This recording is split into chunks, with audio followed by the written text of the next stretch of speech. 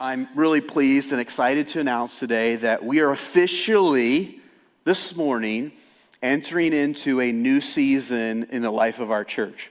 A new season where over the next 2 years, we're going to go together on a journey. Hopefully a transformational journey where each and every one of us is going to go all in for the one. Now, who is this one? What are we talking about for the one? Well, in Deuteronomy chapter 6, verses 4 through 5, Moses says this, "Hear, O Israel, the Lord our God, the Lord is one. And you shall love the Lord your God with all your heart, with all your soul, and with all your might." So I think it's pretty clear, pretty obvious that the Lord is the one. He is the one, amen? And what we need to get is that it is his call on the lives of his people that they will go all in for him. That we will love him with everything that we are. That is the call on our lives. He went all in for us, and now in response, he calls us to go all in for him. And over the next 2 years, we're going to go on a deep and long journey where we're going to explore and consider what does that mean for each and every one of us.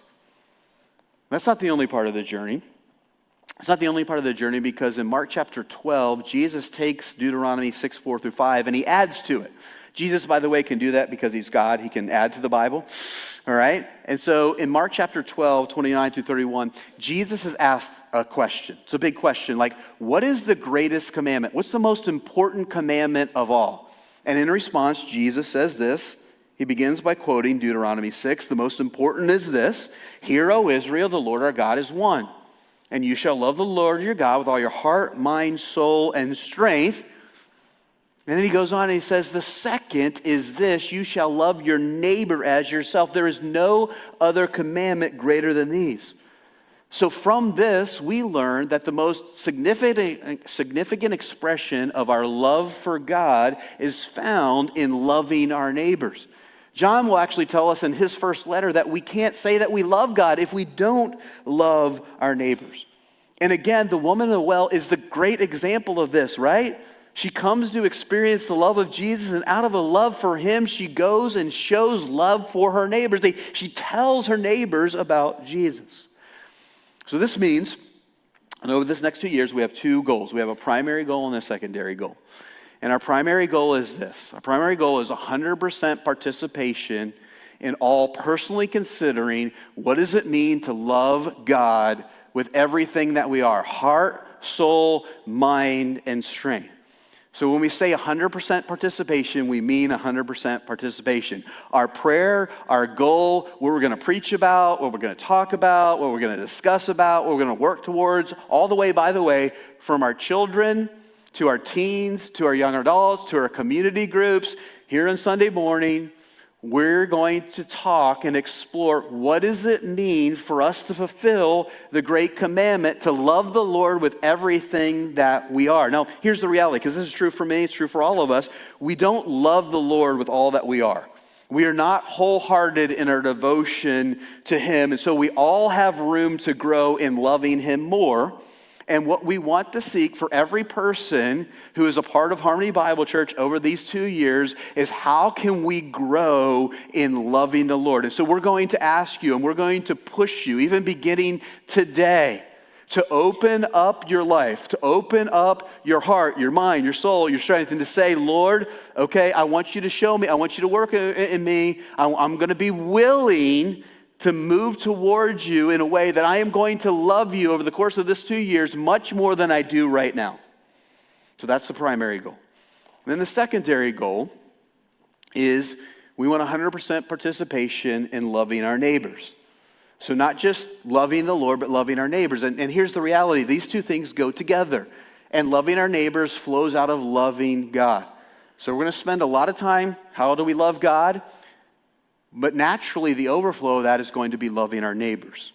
Now, a big part of this 100% participation in loving our neighbors is that we're going to seek to fund 2 years of ministry expansion and ministry engagement. Now, ministry engagement is just our current ministry that we're doing. Everything that we're doing, children's ministry, student ministry, community ministries, global ministries, all of these ministries that we do on a regular basis, that's just kind of our annual giving, our general budget. But at the same time, we're going to seek to fund significant ministry expansion, and specifically through new and improved facilities. So I'm going to share a really big number with you here, okay? And every time I do this, there's gasps and ahs and oohs and okay? So you feel free to do that here because it is a really, really big number. But over the next 2 years, we're going to seek to raise $18 million. Okay, there we go. Thank you. Appreciate that.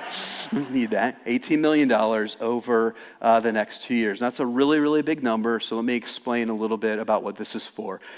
We divide it in two halves. One half is our annual giving, $9 million. That's basically what it would be if we were doing nothing else. Our annual budget for next year is a little over $4 million. You increase it a little bit over that. The 2 years will come about around $9 million. Our general fund giving, by the way, last year was $4.5 million. And so this is right in line with what we would be doing anyway.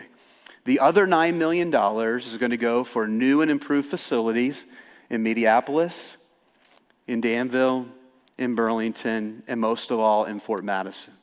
We'll share a lot more details on this in the days ahead, but we want to make a significant incursion into North Des Moines County and Southern Louisa County.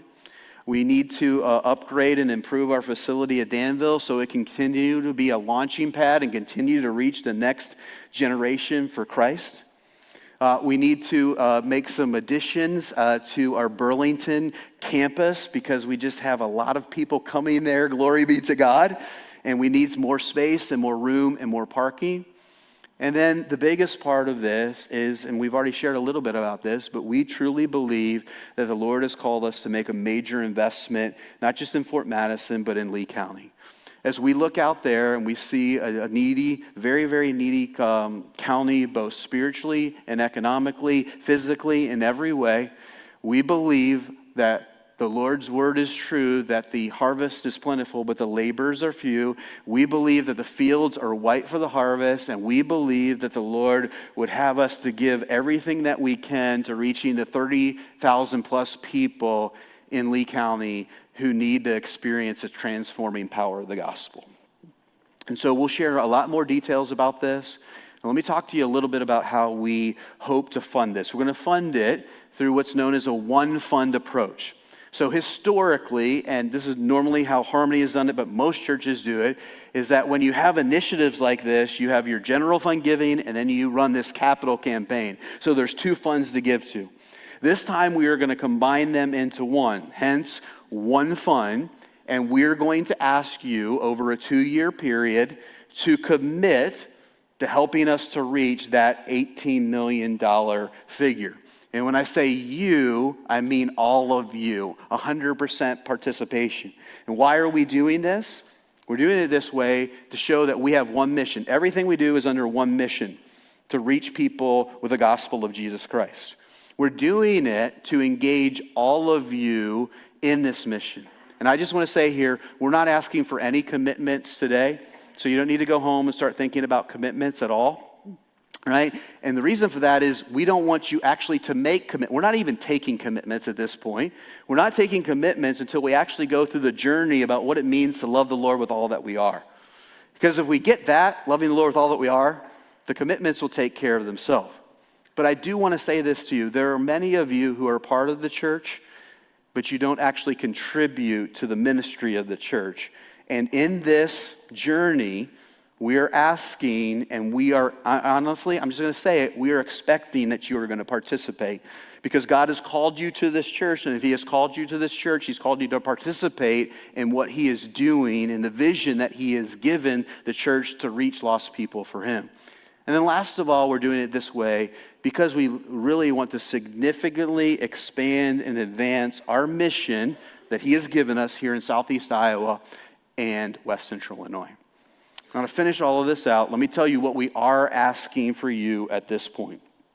We're asking three things, 3 C's. First of all, we want you to call on the Lord. And by call, I mean to pray.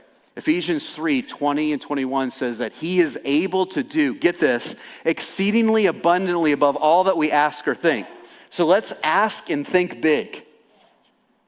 He can do more than we ask or think. So let's believe that and pray about that. Second, begin to consider, what does it mean for you to personally love the Lord with everything that you are? Are there parts of your life that are not open to him? Are there parts that you are holding on to? Are there ways that you are not wholehearted in your devotion to him? Would you begin to open that up and allow him to speak into that? And then finally, to concentrate. And this goes along the lines of what we've just been talking about in the message. And when I say concentrate, I mean concentrate on the mission and beginning to lift up your eyes and to look and to see the people who need to be saved and probably are ready to be saved, and they just need somebody to love them and share with them about Jesus. So I'll finish with this. I know that this is big. I know it's a big ask. I know it's a lot to consider. Here's what I want to encourage all of you, though. I want to encourage you to be early adopters. And here's why I want to encourage you to be early adopters.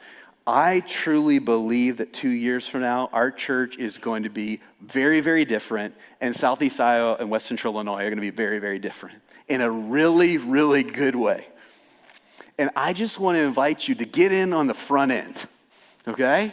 I know some of us are not early adopters, like we want to wait and see how things go, right? How it all works out. That's not the way that we should be when it comes to the gospel, right? We should believe the Lord that he wants to do great things through us, that he will do great things through us. And so I just want to encourage you from the very beginning to open up your hearts and to say, yes, I'm going to be all in to what the Lord is calling me and my church to do. Because I can't wait in a couple of years to be able to celebrate with you all the people who have come to saving faith in Jesus through what the Lord is calling us to do. Because at the end of the day, that's what it's all about.